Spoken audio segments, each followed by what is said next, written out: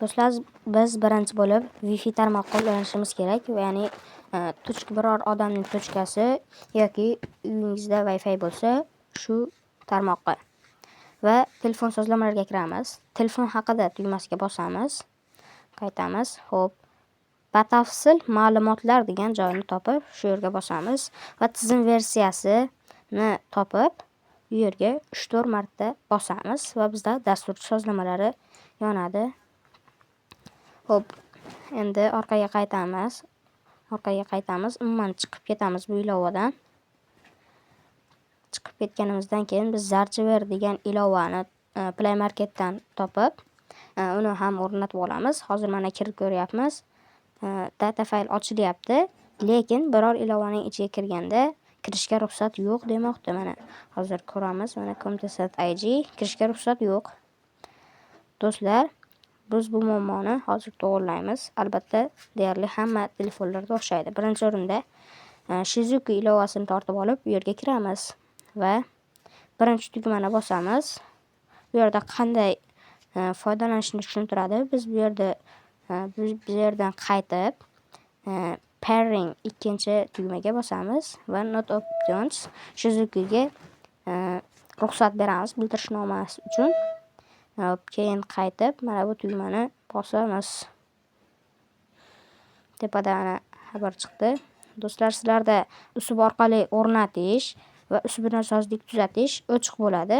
Buni yoqib, barcha xavfsizlik aloqalariga OK tugmasini bosib yoki keyingi tugmasini bosib o'tamiz. Hozir biroz kutib turamiz, bu vaqt oladi.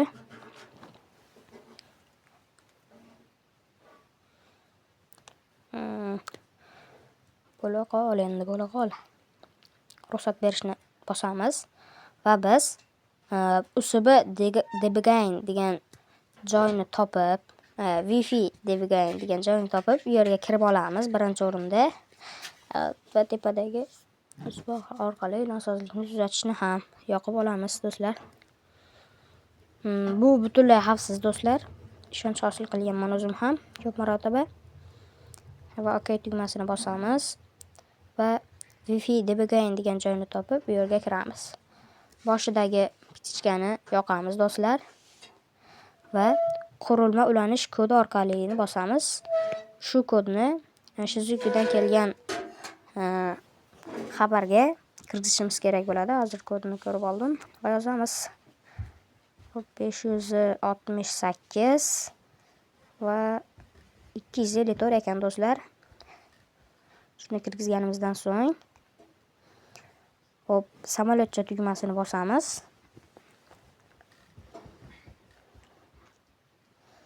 Shu yerda aytib ketay, Wi-Fi ning puli yo'q bo'lsa ham bo'laveradi. Shunchaki biror Wi-Fi ga ulanish kerak bo'ladi. Bu yerda endi qaytib start tugmasini bosamiz. 3 sekund kutib turamiz, do'stlar. Va Shizuku pitchga chiqqandan keyin ikkinchi sozlamaga o'tib Zarchiverni tanlab belgilab qo'yamiz va Zarchiver ilovasiga kiramiz.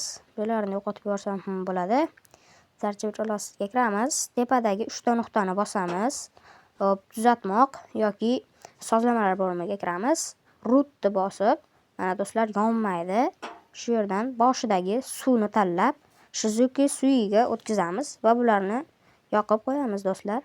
Albatta yonadi, hammasini to'g'ri qilsangiz. Bu yerdan qaytib chiqamiz.